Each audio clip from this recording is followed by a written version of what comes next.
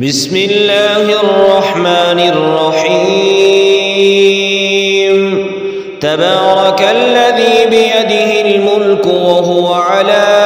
كل شيء قدير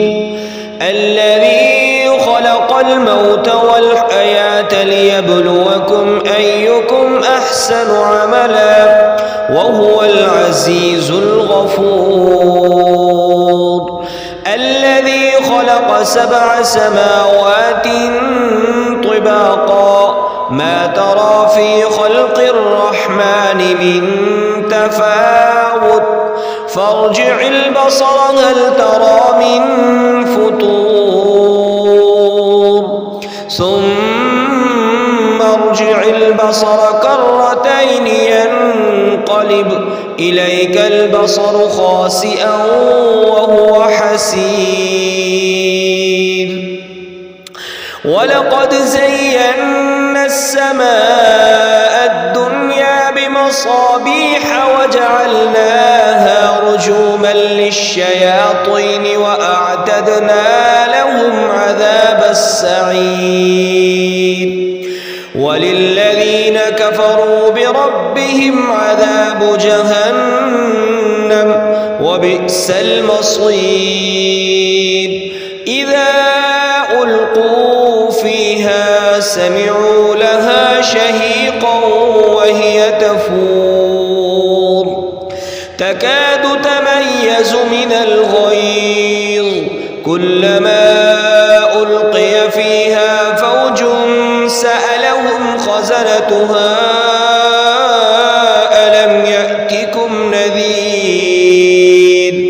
قالوا بلى قد جاءنا نذير فكذبنا وقلنا ما نزل الله من شيء إن أنتم إلا في ضلال كبير وقالوا لو كنا نسمع أو نعقل ما كنا في أصحاب السعير فاعترفوا بذنبهم فسحقا لأصحاب السعير إن الذين يخشون ربهم بالغيب لهم مغفرة وأجر كبير وأسروا قولكم أو اجهروا به إنه عليم بذات الصدور ألا يعلم من خلق وهو اللطيف الخبير هو الذي جعل لكم الأرض ذلولا فامشوا في مناكبها وكلوا من رزقه وإليه النشور أأمنتم من في السماء أن يخسف بكم الأرض فإذا هي تمور أم أمنتم من في السماء أن يرسل عليكم حاصبا فستعلمون كيف نذير ولقد كذب الذين من قبلهم فكيف كان نكير أولم يروا إلى الطير فوقهم صافات ويقبضن ما يمسكهن إلا الرحمن إنه بكل شيء بصير أمن هذا الذي هو جند لكم ينصركم من دون الرحمن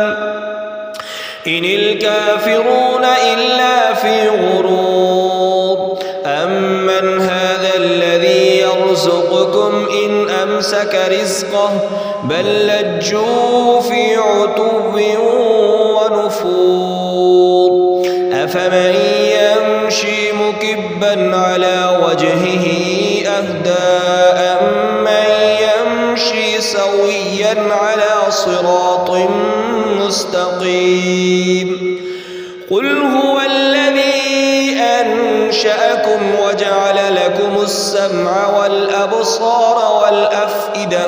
قليلا ما تشكرون قل هو الذي ذرأكم في الأرض وإليه تحشرون ويقولون متى هذا الوعد إن كنتم صادقين قل إنما العلم عند الله وإنما أنا نذير مبين فلما رأوه زلفة سيئت وجوه الذين كفروا وقيل هذا الذي كنتم به تدعون قل أرأيتم إن أهلكني الله ومن معي أو رحمنا فمن يجير الكافرين من عذاب أليم قل هو الرحمن آمنا به وعليه توكلنا فستعلمون من هو في ضلال مبين قل أرأيتم إن أصبح ماؤكم غورا فمن يأتيكم بماء